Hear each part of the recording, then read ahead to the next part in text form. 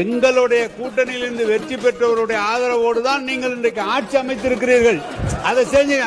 உங்களுக்கு அவ்வளவு ரோசமா தனியா நின்னா அவரை வெளியே அனுப்பிச்சு ஆட்சி வந்தீங்க.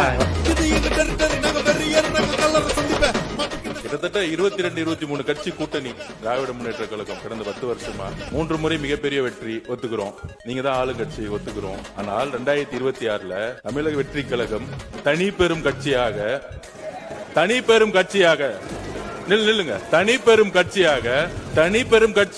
நின்னு 108 தொகுதி வாங்கியிருக்கோம்.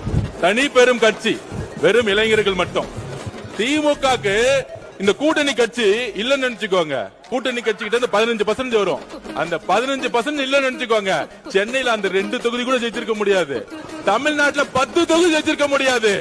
நீங்க இன்னைக்கு எதிர்கட்சியா உட்கார்ந்து காரணம் காங்கிரஸ், நீங்க எதிர்கட்சியா உட்கார்ந்து காரணம் கம்யூனிஸ்ட், நீங்க எதிர்கட்சியா உட்கார்ந்து காரணம் ஐஎம்எல், நீங்க எதிர்கட்சியா உட்கார்ந்து காரணம் பிசிகே, நீங்க எதிர்கட்சியா உட்கார்ந்து காரணம் கூட்டணி.